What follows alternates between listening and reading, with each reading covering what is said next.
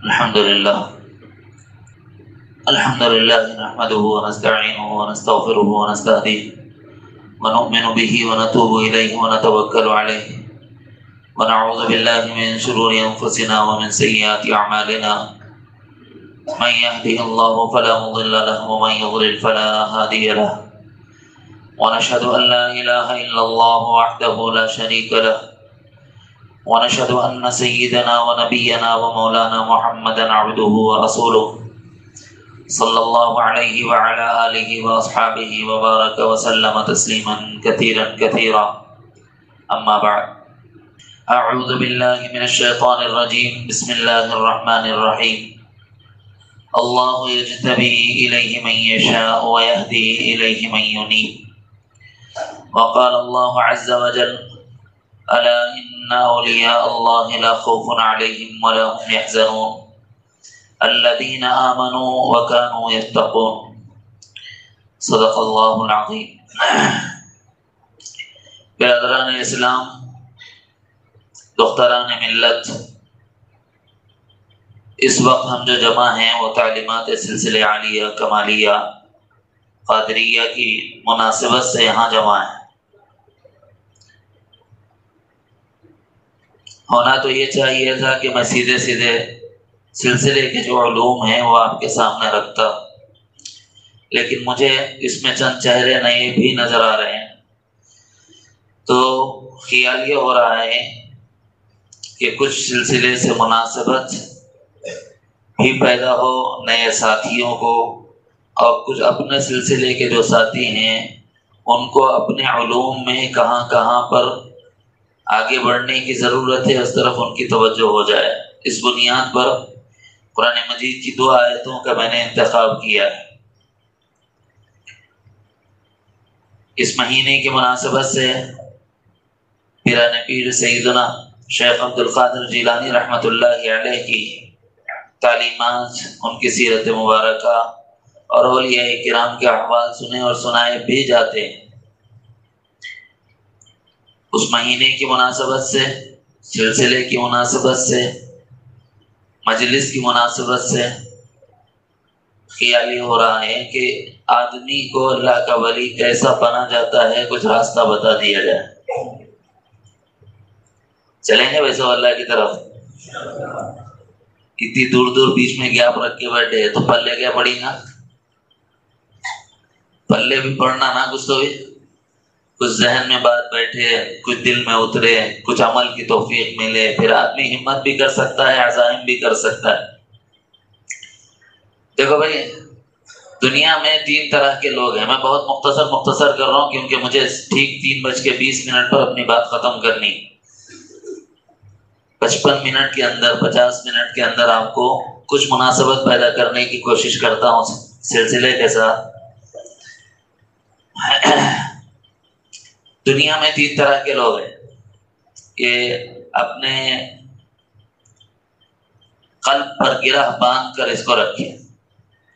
ایک وہ لوگ ہیں جن کو محجوب کہا جاتا ہے۔ محجوب وہ آدمی کہلاتا ہے جس کو کوئی فکر آخرت نہیں رہتی، اس کو اللہ کا کوئی شوق نہیں رہتا، اس کو دنیا ہی دنیا اس کی آنکھوں پر پڑ جاتی ہے، یہاں تک کہ اس کے سامنے دین کی بات کی جائے تو اس کا دل دین کی بات کو قبول نہیں کرتا۔ ایسے ہی کی بابت اللہ تعالیٰ نے فرمایا ہے، ختم اللہ علی قلوبہم وعلی سمعہم وعلی ابصارہم غشاوہ۔ اللہ نے ان کے دلوں پر مہر لگا دی ہے، ان کی آنکھوں پر اور ان کے کانوں پر پردے پڑے ہوئے ہیں کہ نہ وہ حق دیکھ سکتے ہیں، نہ حق سن سکتے ہیں، نہ ان کا دل حق کو قبول کر سکتا ہے۔ تو ایک گروہ وہ ہے جن کو دنیا دار کہا جاتا ہے، محجوب لوگ، اور دوسرا گروہ وہ ہے جس کا تعلق تو ہے اولیاء سے لیکن ہم ان کے نقش قدم پر نہیں چل سکتے۔ ارے کیا مول صاحب، اللہ کے ولی کے نقش قدم پہ نہیں چلے تو اور کس کے نقش قدم پہ چلنا؟ ہاں، ایک گروہ ایسا ہے اولیاء کا جن کے نقش قدم پر ہم نہیں چل سکتے، ان کو مجذوب کہا جاتا ہے۔ مجذوب کا کیا مطلب ہے؟ جب وہ فکر کرتے ہیں، مراقبہ کرتے ہیں تو اللہ تعالیٰ کی تجلیات کا مشاہدہ کرتے ہیں۔ تو تجلیات الہیہ کے مشاہدے میں اس قدر منہمک ہو جاتے ہیں کہ دنیا سے بے تعلق ہو جاتے ہیں، یہاں تک کہ ان کو ان کے کھانے کی فکر نہیں رہتی، بیوی کی فکر نہیں رہتی، بچوں کی فکر نہیں رہتی، یہاں تک کہ لباس کی بھی فکر نہیں رہتی۔ خود اپنی سرزمین دکن پر حضرت برہنہ شاہ صاحب رحمۃ اللہ علیہ مشہور بزرگ ہے نا بھائی، تو جو آدمی شریعت مطہرہ کو فراموش کر دے تو ان کے بارے میں علماء امت یہ فرماتے ہیں نہ لائق تنقید نہ قابل تقلید، یعنی ان کو برا بھی نہیں بولو کیونکہ وہ تو اللہ کی صفتوں میں گم ہو گئے نا بھائی، ہیں تو ولی اس وجہ سے کہ وہ صفات ربانیہ میں منہمک ہو گئے، کھو گئے، تجلیات سے باہر نہیں آ سکے، انہیں انوارات کے محور میں گھوم رہے ہو، دنیا سے بے تعلق ہو گئے، دنیا داری سے انہوں نے اپنے آپ کو توڑ لیا۔ توڑا کیا، وہ واپس آنا چاہتے بھی ہیں تو نہیں آ سکتے، لگ گئے ادھر کے ہو گئے۔ اس واسطے چونکہ وہ ادھر نہیں آتے تو ہم لوگوں کو ان کو فالو نہیں کرنا، ہاں ان کی عزت کریں گے، ان کا احترام کریں گے، ان کو برا نہیں بولیں گے، ان کے ساتھ گالی گلوچ نہیں کریں گے، لیکن ان کو فالو بھی نہیں کریں گے۔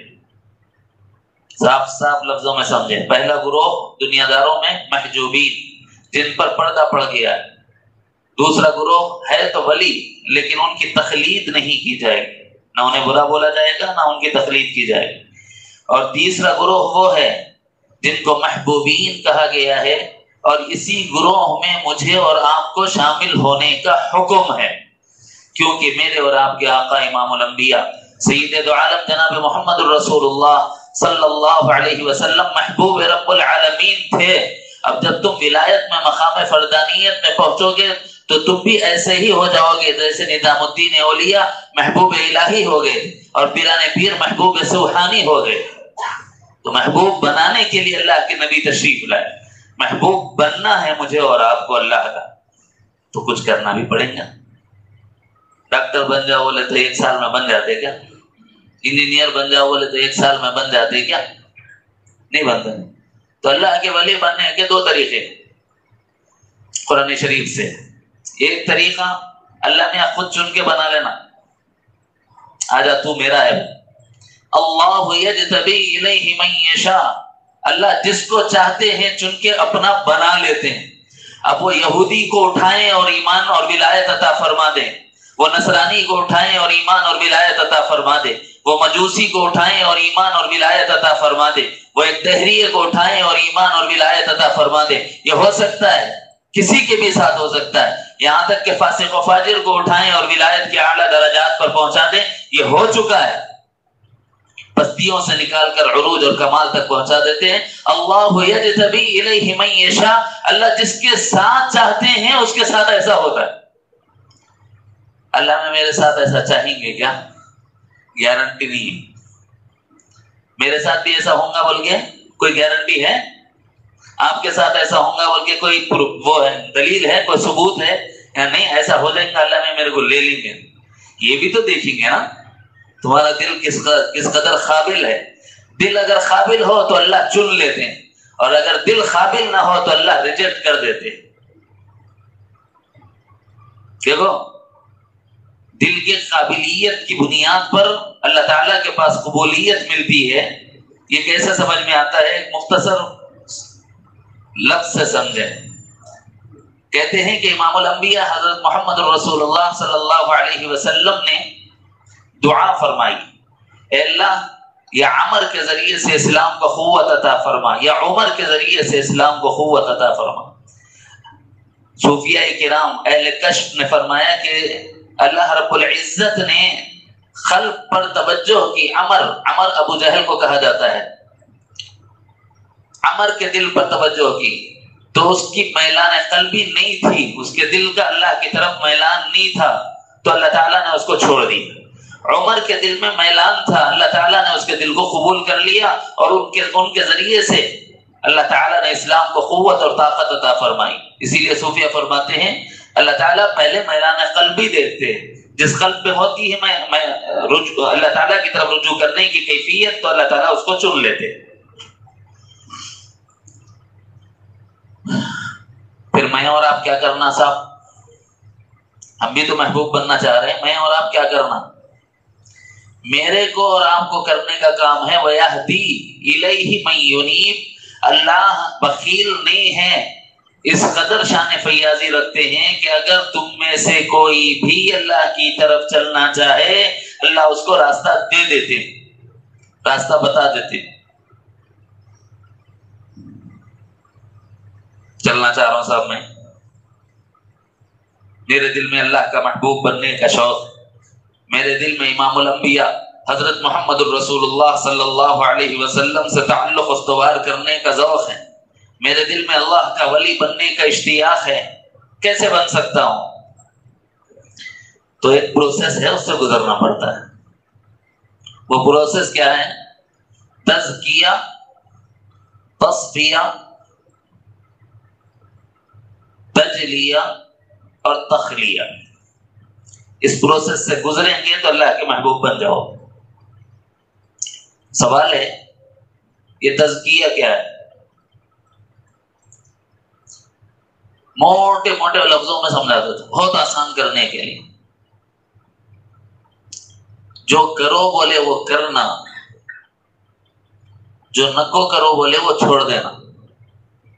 شریعت نے جن چیزوں کو کرنے کو کہا ہے اسے کر لینا، اور جن چیزوں کو چھوڑنے کو کہا ہے ان کو چھوڑ دینا، تو کیا ہوگا؟ آپ کا تزکیہ پورا ہو جائے۔ ایسا ہے ہی نہیں کہ اللہ تعالیٰ اپنا محبوب بنانا چاہتے ہیں اور اس کی تعلیمات نہ دیے، ہو ہی نہیں سکتا ایسا۔ کتنے ہیں وہ؟ فرمایا بہت ہے، اتنے ہیں تم گن نہیں سکتے۔ کیا کرنا پھر؟ اللہ تعالیٰ نے قرآن مجید میں ہمارے اوپر بڑی مہربانی کی ہے، یوں فرمایا ان تجتنبوا کبائر ما تنہون عنہ نکفر عنکم سیئاتکم وندخلکم مدخلا کریما۔ اگر تم میرے بتائے ہوئے بڑے بڑے گناہوں سے بچ جاؤ نا تو چھوٹے گناہ میں ویسے ہی معاف کر دیتا۔ بس تم اتنا کرو، میں جو بڑے بڑے گناہ بول کے بتا رہا ہوں تم اس سے بچ جاؤ۔ آدھا کام تو اللہ نے آسان کر کے دے دیا۔ کیسا معاف کرتے اللہ میاں؟ رہبری کے لیے اللہ نے نبی رحمت صلی اللہ علیہ وسلم کو بھیجا ہے۔ امام الانبیاء صلی اللہ علیہ وسلم نے فرمایا جب بندہ جنازے میں شریک ہوتا ہے تو ہر قدم پر اللہ تعالیٰ ایک گناہ معاف فرما دیتے ہیں، یہ گناہ ہے صغیرہ ہے۔ جب بندہ گھر سے وضو کر کے مسجد کی طرف چلتا ہے تو پروردگار عالم ہر قدم پر ایک گناہ معاف فرما دے۔ جس اجتماعی کام کے لیے آدمی جائے، جس اجتماعی کام کے لیے، دین سیکھنے کے لیے جا رہا ہو، شکل ہر قدم پر گناہ معاف ہوں گے۔ دعوت و تبلیغ میں جا رہا ہو، ہر قدم پر گناہ معاف ہوں گے۔ جماعت میں شریک ہونے کے لیے جا رہا ہو، ہر قدم پر گناہ معاف ہوں گے۔ جی جنازے میں شریک ہو رہا ہو، ہر قدم پر گناہ معاف ہوں گے۔ کسی بیمار کی تیمارداری کو جا رہا ہو، ہر قدم پر گناہ معاف ہوں گے۔ کتنی آسانی اللہ نے کر دی۔ یہاں تک کہ فرمایا کہ تم وضو کرتے ہو تو ہم تمہارے اعضاء وضو سے ہونے والے گناہوں کو دھو دیتے ہیں، اور اگر تم ایک نماز کے بعد دوسری نماز کا انتظار کرتے ہو تو ہر انتظار کے لمحے میں ایک گناہ معاف کر دیتے ہیں۔ آسان کر دیا اللہ نے۔ یہ گناہ کون سے ہیں؟ چھوٹے چھوٹے، یعنی جو انجانے میں غلطی سے جس کو ہم نہیں سمجھتے تھے، نہیں جانتے تھے، لیکن اللہ کے نزدیک وہ گناہ تھا، ہو گیا تو اللہ تعالیٰ معاف کریں گے۔ کیسا کریں گے؟ تم ایسے ایسے ایسے کام کرتے گئے تو اللہ نے وہ چھوٹے چھوٹے ہی صاف کر دے، رہ گئے بڑے بڑے۔ اب وہ بڑے بڑے گناہوں سے اپنے کو بچانا پڑے گا۔ مگر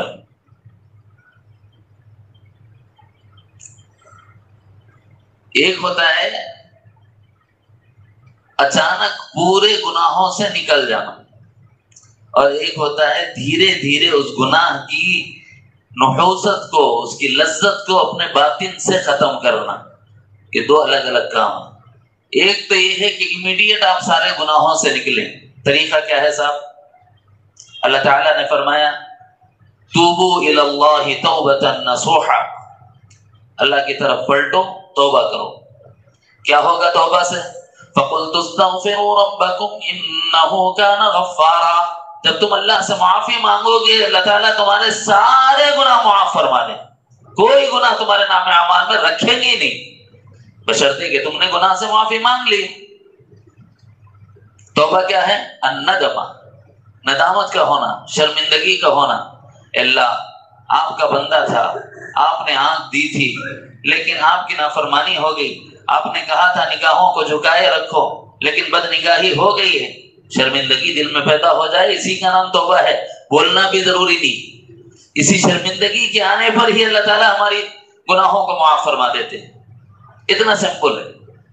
چاہتے کیا ہیں؟ معافی تو مانگو تم اللہ سے، فَقُلْتُ اسْتَغْفِرُوا رَبَّكُمْ، مغفرت طلب کرو تم پروردگار سے تاکہ تمہارا رب تمہارے گناہوں کو معاف کرے۔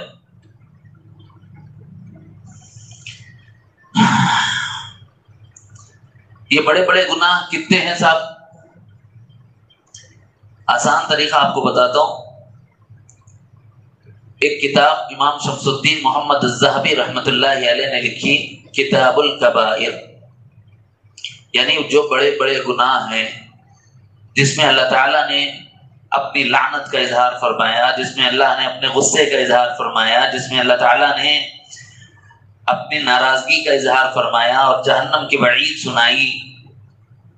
جب یہ ہوتا ہے نا تو ایسی صورت میں اس گناہ کو گناہ کبیرہ کہتے ہیں، یعنی اس گناہ کے کرنے پر تمہیں عذاب علیم دوں گا، تم پر اللہ کی لعنت ہو، جیسے لعنت اللہ علی الکاذبین، اللہ کی لعنت ہے جھوٹوں پر، سمجھ رہے؟ تو جب اللہ کی لعنت کر رہا ہو یا اللہ تعالیٰ اس پر عذاب علیم کی خبر دے رہا ہو، اللہ اپنے ناراضگی کا اظہار کر رہا ہو، تو اس کو کہتے ہیں یہ بڑا گناہ ہے۔ تو یہ کتنے ہیں؟ امام شمس الدین محمد الذہبی رحمۃ اللہ علیہ نے 70 گناہ لکھے ہیں اور کتاب کا نام کتاب الکبائر لکھا ہے، مگر کتاب عربی میں ہے۔ کیا کرنا مول صاحب، اپن لوگوں کو تو اردو نہیں آتی، یہ بڑا پرابلم ہے نا اپنا۔ چلو ٹھیک ہے، کم سے کم اردو ہی سن لو۔ خود اپنے سرزمین دکن حضرت حیدرآباد کے حضرت مولانا عبدالقوی صاحب دامت برکاتہم نے ایک کتاب لکھی، بڑے بڑے گناہ۔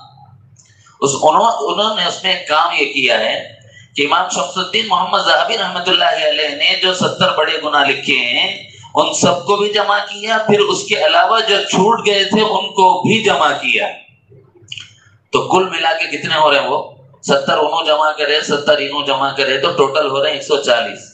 لیکن وہ 140 نہیں ہیں، اس میں سے بھی کچھ کم ہو جاتے کیونکہ بعض ڈبل آگے سو ہے، بعض وہ ہوتے ہیں ایک ہی گناہ کی 2 شکلیں ہوتی ہیں، تو اب اگر اس کو مائنس کر لیں تو کتنے بنتے ہیں؟ 125۔ کتنے ہیں؟ 125۔ ہمارا کام 125 بڑے بڑے گناہوں سے بچ جانا ہے، تقوی حاصل کر لینا ہے، کریں گے نا انشاءاللہ۔ اگر مصعب 125 بولے تو کس کو بولے؟ بچنا بہت مشکل ہے، تمہارے دکھ رہا ویسا، میں اس کو اور آسان کر دیتا ہوں، بہت مشکل نہیں ہے۔ دیکھو بھائی کتنے لوگ ہیں شراب نہیں پیتے تو ایک گناہ سے تو ویسے بچے ہوئے، کتنے ہیں زنا نہیں کرتے دوسرے گناہ سے ویسے بچے ہوئے، کتنے ہیں شرک نہیں کرتے تیسرے گناہ سے تو ویسے بچے ہوئے، کتنے ہیں قتل نہیں کرتے چوتھے گناہ سے تو ویسے ہی بچے ہوئے ہیں، ہے نہیں؟ کچھ چیزیں ہیں جب ان کو ہم ایک جگہ کرتے ہیں اس کے بعد اس میں اپنے کو دیکھنا ہوتا ہے کہ اس میں سے کون سا گناہ میں کر رہا ہوں، بس کوشش یہ کرنا کہ صاحب یہ گناہ میرے سے چھوٹ جائے، اولا توبہ کرنا فوری، ثانیاً وہ اپنے اندر سے نکل جائے، اس کی عادت، اس کی لذت اپنے اندروں سے ختم ہو جائے، اس کی کوشش کرنے کے لیے شیخ طریقہ سے رہبری لینا۔ وہ چلے ہوئے ہوتے، وہ بتاتے ہیں کہ یہ کر لو تو تم کامیاب ہو جاؤ۔ ایک تو ہے بڑے بڑے گناہ، 120 بھی اگر آپ مان لیں، 125 بھی آپ مان لیں تو آلریڈی اس میں سے 70 سے تو آپ بچے ہوئے ہوں گے ہی انشاءاللہ، آپ جب دیکھیں گے تو اندازہ ہو جائے۔ اسی کو جو شریعت میں گناہوں کو چھوڑنے کا جو حکم ہے، حضرات صوفیہ کے پاس تطہیر باطن کہتے ہیں۔ تطہیر باطن یعنی اپنے اندرون میں پائے جانے والے وہ گناہ جو ظاہر میں نظر نہیں آتے، باطناً ہوتے ہیں، اس کو بھی چھوڑنے کا اللہ نے حکم دیا ہے۔ اللہ تعالیٰ نے فرمایا وَذَرُوا ظَاهِرَ الْإِثْمِ وَبَاطِنَهُ، تم ظاہری گناہ بھی چھوڑ دو اور نہیں دکھنے والے باطنی گناہ بھی چھوڑ دو۔ اب یہ باطنی گناہ کیا ہے؟ یاد رکھنا، بہت مختصر سنانے والا ہوں، یاد رکھنا، حرص، طول عمل، غصہ اندر ہوتا نا، یہ جھوٹ، غیبت، حسد، بخل، ریا، تکبر، کینہ۔ صوفیہ فرماتے ہیں خواہی کے شبد دل تو چوں آئینہ، دہ چیز برو کن از درون سینہ، حرص و عمل و غضب و دروغ و غیبت، حسد و بخل و ریا و کبر و کینہ۔ یہ 10 چیزیں اپنے اندر سے نکالو، تمہارا باطن پاک ہو جائے گا۔ اتنا آسان ہے، 10 چیزیں اپنے اندر سے نکالنا ہے۔ وہ تو اللہ کو پسند ہی نہیں ہے، اس لیے نکالنے کا حکم ہے۔ چھوڑنے کا حکم اللہ نے قرآن میں دیا ہے، وَذَرُوا ظَاهِرَ الْإِثْمِ وَبَاطِنَهُ، حکم صریح کی مناسبت سے، اللہ کے حکم ہونے کی حیثیت سے اللہ نے ہمیں منع فرمایا ہے ایسے کام میں پڑھنے سے۔ اس لیے اگر ہم ان 10 گناہوں کو اپنے اندر سے نکال لیں، اور جو شریعت مطہرہ نے 120 بڑے بڑے گناہ ہمیں بتائے ہیں کہ یہ بڑے گناہ ہیں، تم ان سے بچ جاؤ، تو کتنا آسان ہو جائے گا کہ ہمارا تزکیہ ہو جائے گا۔ جو آدمی اس محنت پر لگتا ہے اس کے بارے میں اللہ قرآن مجید میں خوشخبری دیتا ہے، قد افلح من زکاہا، تحقیق کے کامیاب ہو گیا وہ شخص جس نے اپنے نفس کو پاک کر لیا۔ قد افلح من تزکا، نفس کو پاک کر۔ کس سے پاک کر رہا ہے؟ یہ ہے، میں نے بتا دیا، ہو گیا۔ دیکھو ہم ایگزام دیتے نا، ایگزام دیے تو نمبروں کی 2 قسمیں ہوتی ہیں، 2-3 قسمیں ہوتی ہیں۔ ایک قسم یہ ہے کہ آپ 33 پوائنٹس حاصل کر لیں، 33 مارکس، کیا ہوتا بھائی؟ پاس ہو جاتے ہیں، جمپنگ ہو جاتی ہے۔ کدھر سے؟ لوور کلاس سے اپر کلاس سے، نیچے سے اوپر چلے جاتے، زوال سے عروج مل جاتا، پستی سے کمال کی طرف چلے جاتے، ڈھلان سے بلندی کی طرف اٹھ جاتے۔ ہوتا نہیں ہوتا؟ LKG UKG first second third fourth, کتنے کلاساں ہیں SSC تک؟ SSC تک کتنے کلاساں ہیں؟ 10 کلاساں ہیں نا؟ 10 کلاساں پاس کر لیے تو اسکول لائف ختم ہو جاتی، کالج لائف شروع ہو جاتی۔ اسکول لائف ختم ہو جاتی، کالج لائف شروع ہو جاتی۔ اللہ کے ولی بھی 2 قسم کے ہیں، ایک ولی کو ولی عام کہتے ہیں اور دوسرے ولی کو ولی خاص کہتے ہیں۔ ولی عام، ولی خاص۔ ولی عام کون ہے؟ ایک بچہ پیدا ہو گیا وہ اللہ کا ولی۔ کیا موزہ پیدا ہوئے تو بچہ اللہ کا ولی ہے؟ اور ہے کس بنیاد پہ بول رہے؟ کس دلیل پر بول رہے؟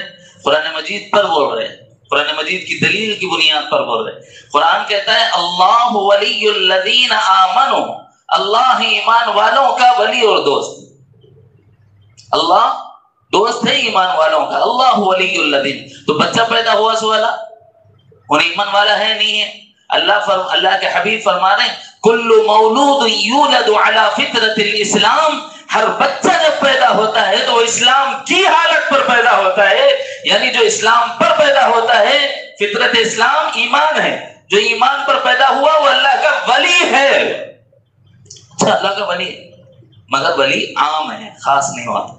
ولی عام، چھوٹا ولی بول لو، بڑا ولی بول لو۔ ارے پھر کافر کے گھر میں پیدا ہو گیا تو، مشرک کے گھر میں پیدا ہو گیا تو اسلام لا، اسلامی تعلیمات پر عمل کر، اللہ تعالیٰ ولایت میں آگے بڑھائیں۔ نہیں بڑھے گا تو ولایت میں گھٹتا بھی ہے۔ کیسے گھٹتا ہے؟ فَأَبَوَاهُ يُحَوِّدَانِهِ أَوْ يُنَصِّرَانِهِ أَوْ يُمَجِّسَانِهِ، یا ماں باپ اس کو یہودی بنا دیتے ہیں یا نصرانی بنا دیتے ہیں یا مجوسی بنا دیتے ہیں۔ اسی سے استنباط کرتے ہوئے فرمایا حضرات صوفیہ نے کہ جیسے بچہ تو ایمان اور ولایت پر پیدا ہوا تھا، لیکن ماں باپ نے یہودی بنا دیا، ماں باپ نے نصرانی بنا دیا، ماں باپ نے مجوسی بنا دیا۔ کاش کی جو ایمان والے گھر میں بچہ پیدا ہوا، ماں باپ نے یہ غلطی نہ کی ہوتی تو ان کا بچہ بھی اللہ کا ولی ہوتا۔ کیا مطلب؟ مطلب یہ ہے کہ جب کافر کے گھر میں مسلمان بچہ پیدا ہوتا ہے اور ایمان کی حالت پر ہوتا ہے اور اللہ کا ولی ہوتا ہے، تو مسلمان کے گھر میں کیا ہوگا؟ پھر وہ اللہ کا ولی نہیں ہوگا، وہ تو بدرجہ اولا ہوگا۔ کیوں؟ وہاں تو مسلمان ماں باپ نہیں ہے، یہاں تو ماں باپ بھی مسلمان ہے، دادا دادی بھی مسلمان ہے، نانا نانی بھی مسلمان ہے، گھرانہ مسلمان ہے۔ ارے تم تو بدرجہ اولا ولی ہو، بدرجہ اولا ایمان والے ہو. اب پھر یہ بچہ ولایت میں آگے کیوں نہیں بڑھا؟ بابا کو نماز پڑھتے دیکھا تو نماز پڑھیں گا نا، بابا کو روزہ رکھتے ہوئے دیکھا تو روزہ رکھیں گا نا، بابا کو حج کرتے ہوئے دیکھا تو حج کریں گا نا. کیا دیکھ رہا؟ اماں کو پیٹ رہے سو دیکھ رہا. کیا دیکھ رہا؟ بابا پی کو آیا سو دیکھ رہا. کیا دیکھ رہا؟ محلے میں ٹھہر کے ننگے گالیاں دے رہے سو دیکھ رہا. اب وہی تو سیکھیں گا نا. تو اب مجھے یہ بتاؤ کہ یہ بچہ جو ہمارے گھر میں ایمان کی حالت میں ولایت کے ساتھ پیدا ہوا، تو اس کو اس کی ولایت سے کس نے گرایا؟ کسی اور نے نہیں، میں نے اور آپ نے اپنے بچوں کو گرایا ہے. ہم ذمہ دار ہیں اپنے بچوں کے. کیا کرنا تھا صاحب؟ کچھ نہیں، قرآن کی تعلیم دینا تھا. بسم اللہ خوانی کراتے، قرآن سکھاتے، قرآن دے کے بچے سے کہتے بیٹا یہی تمہارے لیے مدار نجات ہے، یہی دستور حیات ہے، زندگی اسی کے مطابق تمہیں ڈھالنا ہے. تو کاش وہ بچہ بھی ایمان کی حالت میں ولایت پر چلتا اور آگے بڑھتے ہوئے ترقی کرتا، ولایت کی کس مقام پہ جاتا ہمیں اندازہ نہیں. اگر موقع ہوا تو کچھ مقامات گراؤں گا انشاءاللہ. تو بھائی کون ذمہ دار؟ ماں باپ. بچہ تو ایمان پر پیدا ہوا، جو ایمان پر پیدا ہوا وہ اللہ کا ولی. کہاں سے؟ قرآن مجید سے. اللہ ولی الذین آمنوا، اللہ ایمان والوں کا دوست. نماز پڑھتا رہے گا، روزہ رکھتا رہے گا، زکات دیتا رہے گا، حج کرتا رہے گا، گناہ سے بچتا رہے گا، نیکی کے کاموں میں آگے بڑھتا رہے گا تو ولایت میں بھی بڑھتا رہے گا. نہیں کرے گا تو ولایت میں گھٹتا رہے گا. بہت آسان سی بات ہے سمجھنے کے لیے.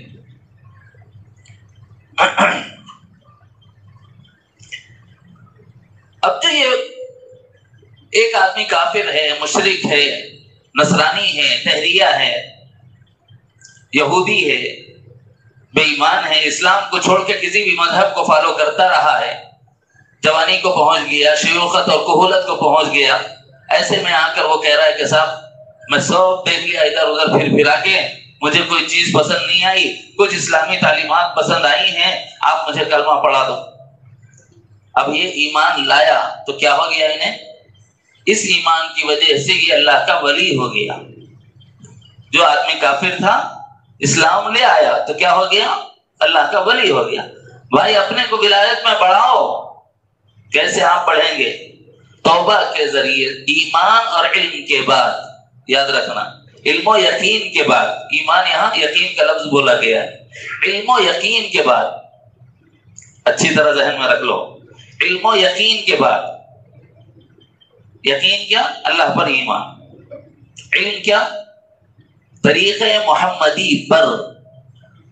طریقہ محمدی کو چھوڑ کے وہ علم نہیں ہوتا. جو نبی نے بتایا وہ طریقہ علم کہلاتا ہے. علم و یقین کے بعد توبہ ہو، انابت ہو. توبہ بولے تو اللہ معاف کرو بولنا. کیسا بولنا؟ ڈر کے بولنا. اللہ تیرے جہنم کا عذاب بڑا شدید ہے، میں نہیں برداشت کر سکتا، معاف کر دے.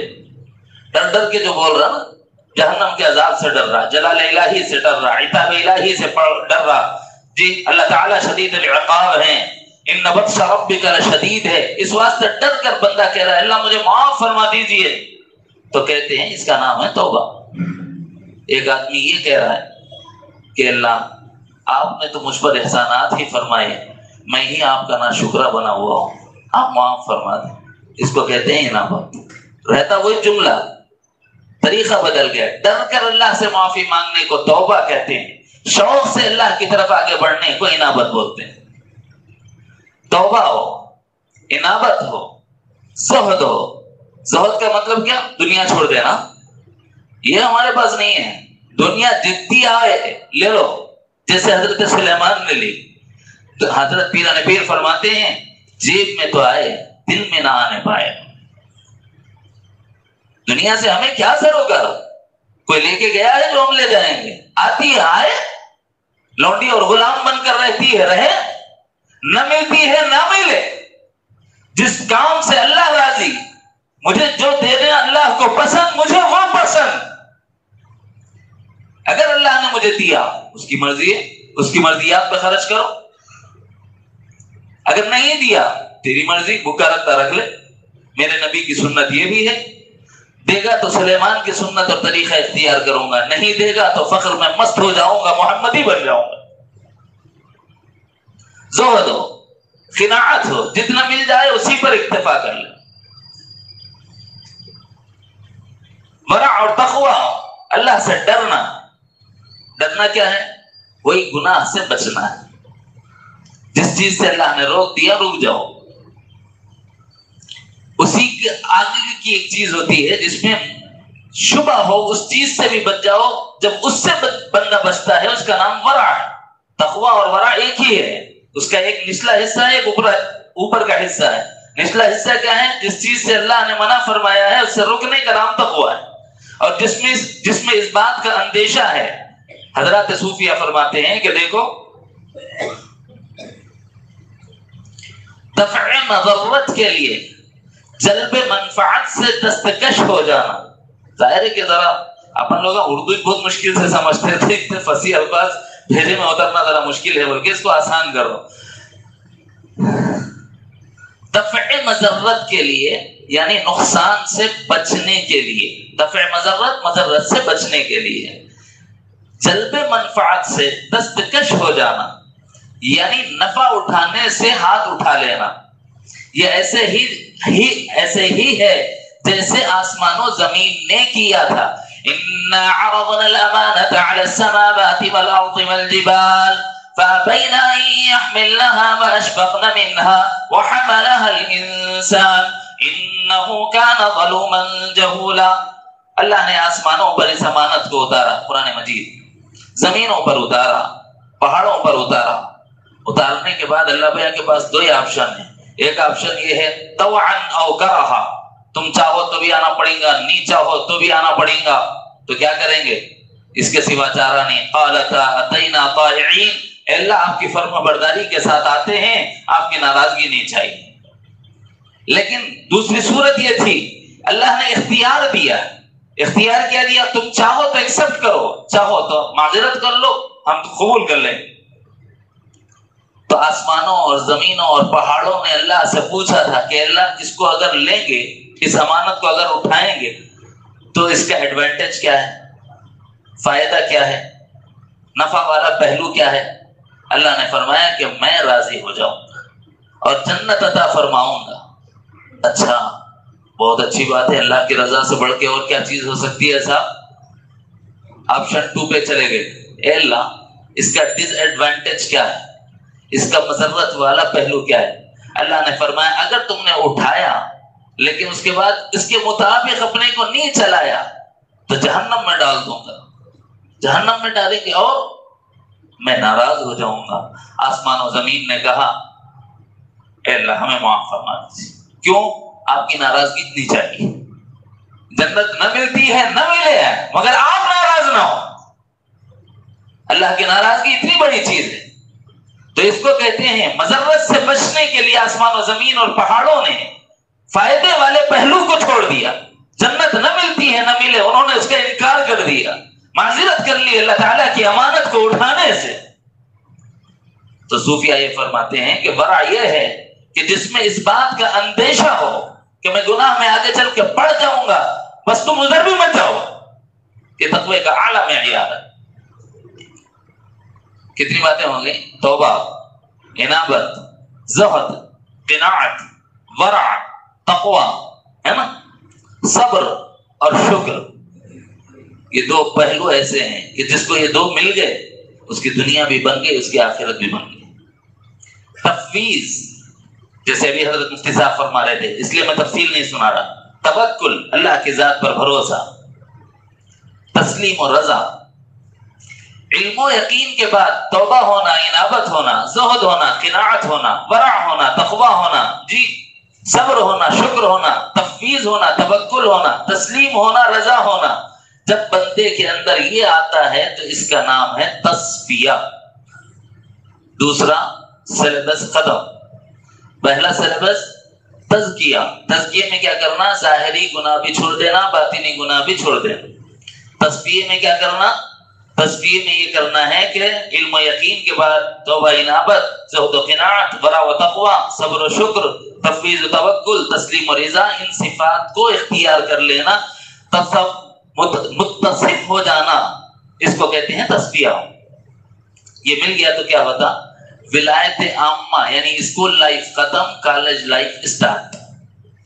ولایت عامہ تک کی تکمیل ہو جاتی ہے، ولایت خاصہ میں ایڈمیشن ہو جاتا ہے، ولی عام سے نکل کر ولی خاص بن جاتا ہے، اللہ کے محبوبین میں شامل ہو جاتا ہے۔ کتنا آسان ہے مصعب اللہ کا ولی بننا ہے، تو پیدائشی ولی بھائی تھوڑی محنت اگر کر لی ہے تو آگے بڑھ سکتے، پہلی کلاس دوسری کلاس، یوں سمجھو کہ 10 یہ ہیں تزکیے کے کام، 10 یہ ہیں تصفیے کے کام، اسی کو مقامات عشرہ بولتے ہیں صوفیہ کے پاس۔ جب یہ مقامات عشرہ تمہیں مل جائیں گے تو یوں سمجھو ولایت آپ کی مکمل ہو گئی، ولایت عامہ پورا ہو گیا۔ اب اللہ کی خاص ولی بننا ہو تو پھر قطب بھی ہے، امامان بھی ہے، جی اغواز بھی ہیں، اوتاد بھی ہیں، ابدال بھی ہیں، پھر انہی ابدال میں اخیار بھی ہیں، ابرار بھی ہیں، نقبا بھی ہیں، نجبا بھی ہیں، عمد بھی ہیں، مکتوبان بھی ہیں، مفردان بھی ہیں، یہ سب اللہ کے ولیاں ہیں۔ اتنے درجے کو نہیں پہنچ سکے تو یہ لازم نہیں ہے۔ لازم کیا ہے؟ پہلا درجہ تو آنا ہی آنا ہے۔ اللہ تعالیٰ نے فرمایا ہے اے لوگو ہم یہ چاہتے ہیں کہ 4 کامیاب جماعتیں ہیں، 4 کامیاب جماعتیں، محبوب جماعتیں، اللہ کی پسندیدہ جماعتیں کون سی ہیں؟ وہ چاروں کے چاروں ہدایت پر ہیں۔ کون سی ہیں؟ اهدنا الصراط المستقیم۔ پھر ہم دعا میں کیا کہتے ہیں؟ صراط الذین انعم اللہ علیہم، اے اللہ ان کا راستہ جن پر آپ نے انعام فرمایا ہے، اپنی نعمت آپ نے ان پر تمام فرمائی ہے۔ کون ہے؟ من النبیین، وہ نبیوں کی مقدس جماعت ہے، والصدیقین، وہ صدیقین کی مبارک جماعت ہے، والشہداء، وہ شہداء کی مبارک جماعت ہے، والصالحین، وہ صالحین کی مبارک جماعت ہے۔ اے اللہ یہ آپ کے محبوب لوگ ہیں، ہاں میرے محبوب ہیں، لیکن اس امت کے لیے خاصہ یہ ہے کہ لوگوں جان لو ایک میں داخلہ منع ہے اور دوسرے پہلے والے میں داخلہ لازم ہے، آخری والے میں داخلہ منع ہے اور پہلے والے میں داخلہ لازم ہے۔ آخری والے میں داخلہ کا مطلب انبیاء کی نبوت کا دروازہ اللہ نے بند کر دیا ہے۔ امام الانبیاء حضرت محمد الرسول اللہ صلی اللہ علیہ وسلم کو خاتم النبیین بنا دیا۔ اب اس کے بعد کوئی نبی صبح قیامت تک نہیں آئے گا۔ اگر کوئی دعویٰ کرے گا تو جھوٹا اور کذاب ہوگا، واجب القتل ہوگا، چاہے ہماری بیویاں بیوہ ہوتی ہوں، بچے یتیم ہوتے ہوں، ہمیں اس کی پرواہ کیے بغیر نبی رحمت صلی اللہ علیہ وسلم کے شان خاتمیت کے تحفظ کے لیے جو قربانی دینی پڑے اس سے دریغ نہ کرنا چاہیے ہمارے نبی، کیونکہ اللہ کے نبی خاتم النبی ہے۔ اب اس میں ایڈمیشن کلوز ہو گیا ہے، اب نہیں جا سکتے، تو اب تین ہی راستے رہ گئے کھلے ہوئے، صدیقین کا راستہ رہ گیا، شہداء کا راستہ رہ گیا ہے، صالحین کا راستہ رہ گیا ہے۔ اب اللہ فرماتے ہیں تمہارا صالحین میں ایڈمیشن تو کمپلسری ہے، لازم ہے۔ ہم سمجھ رہے لازم نہیں ہے، اللہ فرما رہے لازم ہے، تم ایمان لاؤ اور عمل صالح کرو، اسی پر تم پر جنت، تم سے جنت کا وعدہ ہے۔ الذین آمنوا وعملوا الصالحات، ان الذین آمنوا وعملوا الصالحات، جو لوگ ایمان لائیں اور نیک اعمال کریں ہم ان کو صالحین میں داخل کر لیں گے، یہ اللہ فرما رہے ہیں لندخلنہم فی الصالحین۔ اب یہ ایمان کیا ہے؟ اللہ پر ایمان لانا، ملائک پر ایمان لانا، کتابوں پر ایمان لانا، رسولوں پر ایمان لانا، قیامت کے دن پر ایمان لانا، خیر و شر اللہ کی طرف سے ہے، تقدیر پر ایمان لانا، موت کے بعد اٹھائے جانے پر ایمان لانا، ایمان اس کو کہتے ہیں۔ عمل صالح کیا ہے؟ عمل صالح وہی تو ہے جو تزکیہ بول کے بتائے، عمل صالح وہی تو ہے جو تصفیہ بول کے بتائے، کوئی الگ باہر کی چیز نہیں ہے، صرف اصطلاحی الفاظ ہیں، شریعت میں الگ انداز میں بولا گیا ہے، طریقت میں الگ انداز میں بولا گیا ہے، لوگ پریشان یہ الگ ہے وہ الگ ہے، کچھ بھی نہیں ہے بھائی، یہ ہے، یہی ہے۔ تزکیہ کیا ہے؟ اللہ نے جن چیزوں سے روک دیا اس سے رک جانا، صوفیہ کے پاس اسی کا نام تزکیہ، اور جو کرو بولے وہ کر لینا، توبہ کرو اللہ نے کہا ہے، وَأَنِيبُوا إِلَىٰ رَبِّكُمْ، تم اللہ کی طرف پلٹو، اللہ نے فرمایا ہے۔ حضرت یوسف کی تعریف کرتے ہوئے فرمایا وَكَانُوا فِيهِ مِنَ الزَّاهِدِينَ، تم بھی حضرت یوسف کے نقش قدم پر چلتے ہوئے زاہد بنو، اللہ نے فرمایا ہے۔ ہر لفظ کے لیے جو میں نے کہا ہے اس پر میں دلیل دے سکتا ہوں آیت مبارکہ کے ذریعے سے، لیکن وقت مجھے اس بات کی اجازت نہیں دے رہا، اس لیے میں مختصر کرنا چاہتا ہوں۔ بھئی کر لیں گے بڑے بڑے گناہ جس کو علماء کہتے ہیں یہ گناہ ہے، اس سے بچ جانا، یہ ظاہری گناہ کو چھوڑ دینا۔ اور اگر ہم بڑے گناہ سے بچ گئے تو اس کا ایڈوانٹیج یہ ہے کہ اللہ میاں چھوٹے گناہ ہمارے ویسے ہی معاف کر دیں گے، اور اس سے کیا ہوگا، ہم متقی کہلائیں گے۔ متقی کون؟ جو گناہ سے بچنے والا ہے، جو جتنا زیادہ مارکس لے گا، یہ بتا رہا تھا میں، 33 مارکس مل گئے تو کیا ہوتا، کلاس جمپ ہو جاتی ہے نا، کالج لائف شروع ہو جاتی ہے، اسکول لائف ختم ہو جاتی ہے۔ جو جتنے زیادہ مارکس لائے گا وہ اتنا زیادہ اللہ کا محبوب بن جائے گا۔ 33 لائے تو کیا ہوتا، چلو بھائی ٹھیک ہے ڈھک لو اس کو، آگے بڑھا دو۔ یہی صوفیہ کہتے ہیں اگر تم نے 10 کام کر لیے تو کم سے کم تم کو 33 مارکس مل جائیں گے، تم متقین میں شامل ہو جاؤ گے۔ وہ کیا ہے 10 کام؟ حرص و عمل و غضب و دروغ و غیبت، حسد و بخل و ریا، کبر و کینہ۔ یہ 10 چھوڑ دو، 33 مارکس تمہیں کنفرم مل جائیں گے، تم پاس ہو جاؤ گے، تم متقین میں شمار ہو جاؤ گے، تمہارا باطن پاک ہو جائے گا، تم اولیاء کی فہرست میں داخل ہو جاؤ گے۔ پھر اس کے بعد جتنے اللہ نے کبیرہ گناہ بتائے ہیں، شراب مت پینا، زنا مت کرنا، جوا مت کھیلنا، ظلم مت کرنا، جی اگر تم حاکم بنے ہو تو رعایا پر ظلم مت کرنا، ماں باپ کی نافرمانی نہ کرنا، رسول کی طرف غلط بات منسوب نہ کرنا، اللہ کی طرف غلط بات منسوب نہ کرنا، قتل نہ کرنا، جی کسی کا ناحق کسی مال نہ ڈبانا، کسی کی جائیداد تلف نہ کر دینا، ناحق کسی کے بلا اجازت کسی کے گھر میں داخل نہ ہونا۔ اس میں سے بہت سے تو ہم کرتے سو ہیں، بچتے سو ہیں، اس سے تھوڑے بہت معلوم کر کے بچنے کا رہتا، کر لیں گے انشاءاللہ۔ جو کام مرید بننے کے بعد 15 سال ساتھ میں رکھ کے سکھاتے ہیں، وہ آپ کو 15 منٹ میں تزکیہ اور تصفیہ کے نام سے سنا دیے ہوئے، اتنا آسان بھی نہیں ہے۔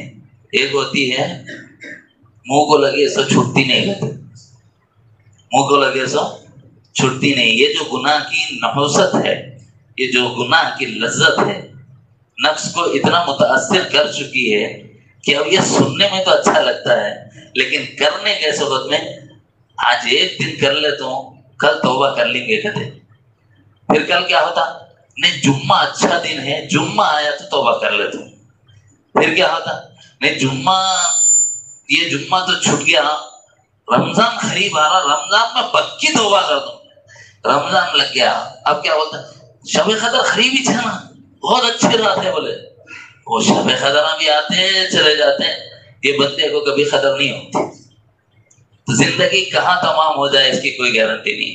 اسی لیے میرے دوستوں بہت آسان کام ہے، بہت آسانی کے ساتھ آپ سیکھ بھی سکتے ہیں، عمل بھی کر سکتے ہیں، اور آسانی سے اللہ کے مقرب اور محبوب بن سکتے ہیں۔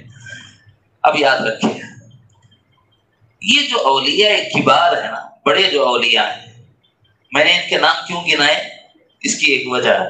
وجہ یہ ہے کہ آج کل لوگ 3 طرح کے ہو گئے ہیں۔ کچھ وہ لوگ ہو گئے ہیں جو اللہ کے ولیوں کو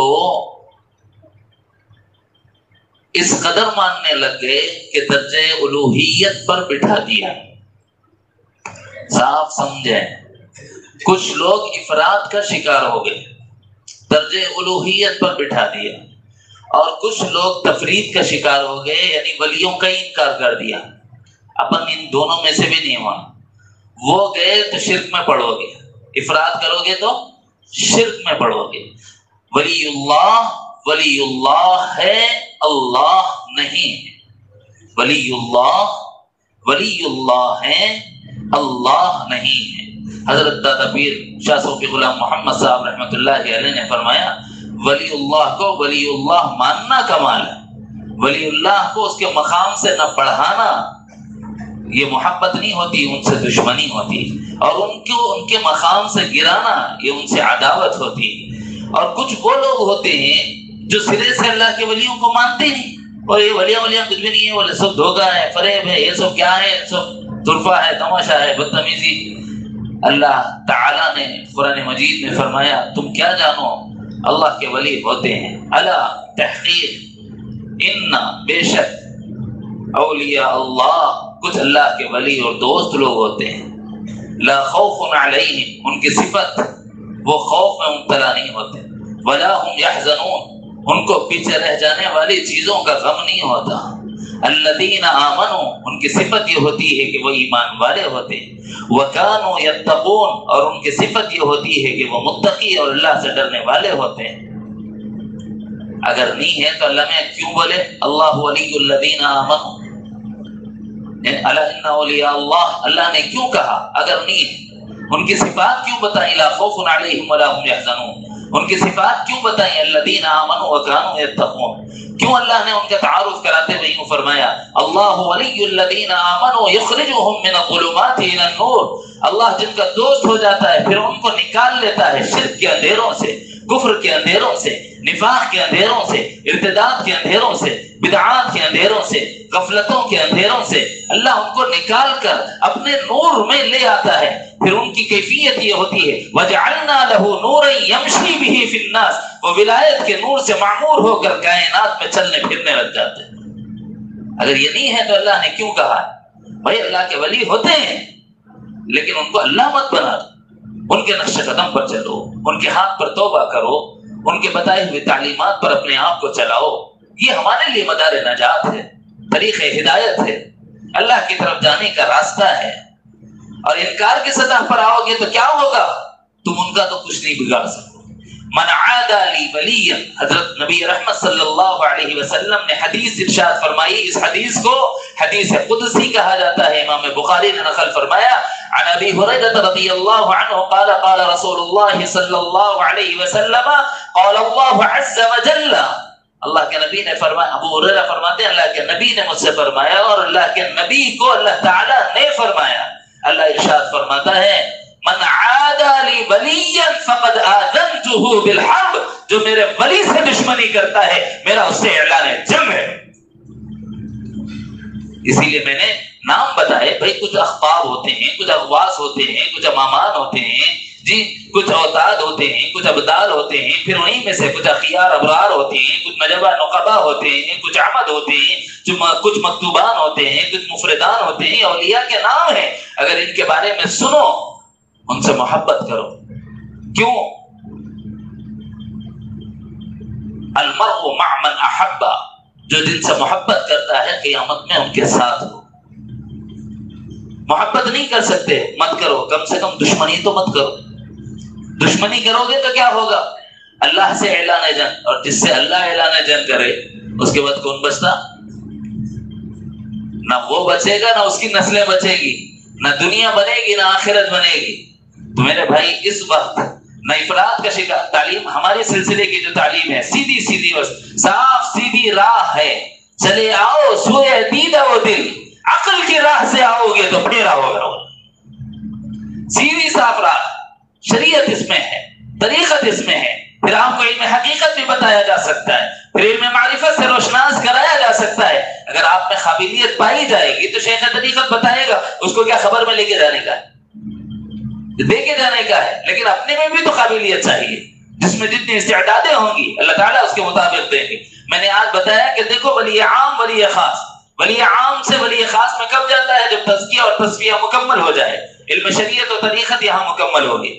اب علم حقیقت بھی ہے، علم معرفت بھی ہے، ذی استعداد لوگوں کے لیے ہے شہداء کا راستہ، ذی استعداد لوگوں کے لیے ہے صدیقین کا راستہ۔ اگر ہم نہیں ہیں تو اتنا ہی کر لو، جنت تو ملے گی، اللہ نے اتنے پر جنت کا وعدہ کر دیا ہے۔ ان الذین آمنوا وعملوا الصالحات، ایک جگہ فرماتے ہیں لندخلنہم فی الصالحین، ایمان اور عمل صالح پر میں تمہیں داخل کر لوں گا صالحین میں۔ دوسری جگہ فرماتے ہیں ان الذین آمنوا وعملوا الصالحات کانت لهم جنات الفردوس نزلا، ایمان اور عمل صالح والے کے لیے جنت فردوس کا اللہ نے وعدہ کر دیا۔ ہاں یہ نچلے درجے کا ہے، اصحاب یمین میں سے ہے، پھر مقربین کا بھی ذکر ہے، قرآن مجید میں ہے یہ سب۔ اصحاب یمین کون؟ ایمان والا، عمل صالح والا۔ کیا کرے گا؟ وہ کتابیہ، قیامت کے دن اپنا نام اعمال لوگوں کو بتاتے پھرے گا، ایسے جیسے بچہ ایگزام میں پاس ہو گیا تو گھر میں باہر سے بتانے جا رہا ہے دیکھیں پاس ہو گئے ہوں بولے، ایسے ہی میدان محشر میں وہ لے کے پھرتا رہے گا۔ کون؟ جس کا نام اعمال دانے ہاتھ میں مل جائے، اور جس کا نام اعمال بائیں ہاتھ میں دیا جائے انہیں اصحاب شمال کہا جاتا ہے۔ اصحاب یمین کے لیے ایک درجہ ہے جنت کا، اور اس درجے کا تعارف کراتے ہوئے امام الانبیاء نے ارشاد فرمایا اس دنیا سے 10 گنا زیادہ، اور جو ان سے بڑے ہیں تو ان کی جنت بھی بڑی ہوں گی، ان کے مزے بھی بڑے ہوں گے، وہاں وہ جو چاہیں گے وہ ہو جائے گا۔ یہ میں نہیں کہہ رہا، ان کے لیے جنتان کا لفظ اللہ نے قرآن مجید سورہ واقعہ کے اندر ذکر فرمایا، اور مقربین کے لیے دو جنتیں ہیں، ڈبل نعمتیں ہیں۔ جیسے دنیا میں پاس ہونے والے کو کامیابی تو مل جاتی ہے، لیکن کوئی انعام ملتا ہے، کوئی گفٹ ملتا ہے؟ نہیں ملتا نا۔ پاس تو کر دیا لیکن گفٹ سے محروم۔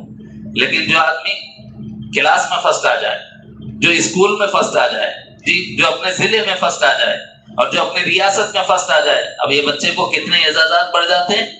ایسے ہی ولایت میں بھی اگر تم صالحیت سے شہادت پر آ جاؤ، شہادت سے صدیقیت پر آ جاؤ، تو پھر اللہ تعالیٰ کے پاس بھی انعامات کی کوئی کمی نہیں ہے۔ تم جتنی محنت کرو گے اتنا اللہ کے پاس سے نوازے جاؤ گے۔ تو کچھ باتیں اس وقت عرض کی گئی، ایک ہے تشویق کا پیدا کرنا، اور اس کو مشکل نہیں سمجھنا۔ تھوڑی مشکل تو ہوگی، جب گناہ آدمی چھوڑنے لگتا ہے تو اس سلسلے میں ذہن میں رکھیں، گرتے ہیں شہسوار ہی میدان جنگ، وہ طفل ہی کیا گرے جو گھٹنوں کے بل چلے۔ مجاہد آدمی ہو، شاہ سواری کرنا جانتا ہو، گھڑ سوار ہو، میدان جنگ کی طرف جا رہا ہو، وہ گرا تو گر بھی سکتا ہے، اور جو گھٹنوں کے بل چل رہا ہے اس کے گرنے کا کوئی ڈر ہے؟ اگر یہاں چلتے ہوئے نفس غالب آ جاتا ہے، یہاں چلتے ہوئے شیطان غالب آ جاتا ہے، اور ہماری روحانیت میں ہم نیچے آ بھی جاتے ہیں، تو اس کا مطلب یہ نہیں کہ نیچے آ جانے کے بعد پھر دوبارہ ریٹرن نہیں جا سکتے۔ اللہ نے دروازے توبہ کھلا رکھا ہے، اور یہ فرمایا کہ میرے بندے تو جب توبہ کرے گا میں تجھے واپس وہاں لے آؤں گا جہاں سے تو گرا۔ اتنے مہربان ہمارے مولا ہے، یہاں تک کہ اگر ہم اس کی طرف چلنا چاہتے ہیں، اگر غلطی سے کوئی ایسا کام ہو بھی جاتا ہے کہ ہماری روحانیت میں ہم گرتے بھی ہیں، تو اللہ گرنے نہیں دیتے، سنبھال لیتے ہیں۔ کیسے سنبھالتے ہیں؟ اکثر و بیشتر میں مثال دیا کرتا ہوں سمجھانے کے لیے۔ دیکھو جب بچہ گھٹنوں کے بل چلتا ہے، رینگتا ہے، جب وہ ٹھہرنے لگتا ہے، چلنے کے لیے ایک دو قدم آگے بڑھانے کی کوشش کرتا ہے تو گرنے لگتا ہے۔ جب ماں باپ دیکھتے ہیں، بھائی بہن دیکھتے ہیں کہ صاحب یہ گر رہا ہے، تو اس کو چلنا سکھانا بھی ہے اور اس کو گرنے سے بچانا بھی ہے، تو کیا کرتے ہیں؟ دائیں سے بائیں سے، آگے سے اور پیچھے سے، 4 سمتوں میں ماں باپ بھائی بہن کھڑے ہو جاتے ہیں اور اس کو آواز دیتے ہیں کہ بیٹا ہماری طرف آؤ۔ یہ کیوں؟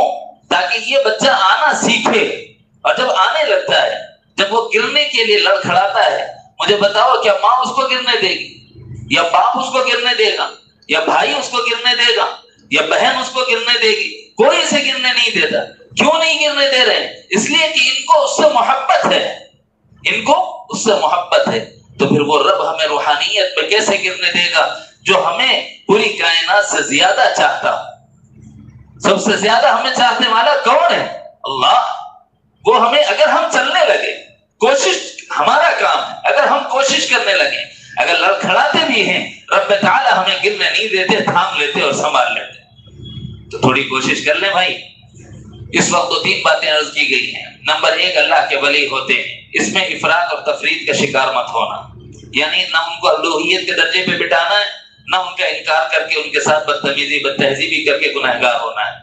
اعتدال کیا ہے؟ اللہ کے ولیوں کو اللہ کا ولی مانو، ان کے راستے پر چلو، کامیابی کا راستہ ہے۔ میں نے دلائل سے قرآن مجید کے ثابت کیا ہے کہ یہ قرآن مجید ہی ہماری رہبری کرتا ہے، یہی تزکیہ قرآن سے ثابت، یہی تصفیہ قرآن مجید سے ثابت، یہ صفات اختیار کرنا اور یہ صفات اپنے اندرون سے نکالنا۔ اتنا کر لیے تو کیا ہوتا؟ ولایت عامہ سے نکل کر اللہ کے خاص ولیوں میں شامل ہو جاتے ہیں۔ جب اللہ کے خاص ولیوں میں شامل ہو جاتے ہیں تو پھر اللہ تعالیٰ اپنے درجات بھی بلند فرماتے ہیں، اور جنت کی نعمتیں بھی دوبالا ہو جاتی ہیں، ڈبل ہو جاتی ہیں۔ اولیاء کرام ہوتے ہیں، ان کی کچھ قسمیں ہیں، اس کا مذاکرہ اس لیے کیا کیونکہ جو لوگ ان کو نہیں جانتے ان کے بارے میں بد زبانی اور بد کلامی کرتے ہیں۔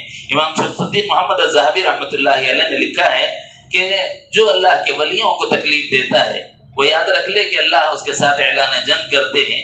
جو ایسا کرنے والا ہے وہ گناہ کبیرہ کا مرتکب ہے۔ تو ہمیں گناہ کبیرہ کا مرتکب نہیں ہونا، تو اس سے بچنے کے لیے اور افراط و تفریط سے بچنے کے لیے اور سلوک میں کیا تعلیمات ہوتی ہیں اس کا کچھ شوق پیدا کرنے کے لیے اس وقت یہ مذاکرہ آپ کے سامنے کیا گیا۔ اللہ تعالیٰ اس کی فہم مجھے بھی نصیب فرمائے اور اس کے مطابق اپنی زندگی کو ڈھالنے کی اللہ مجھے بھی توفیق عطا فرمائے اور آپ سب کو بھی توفیق عطا فرمائے۔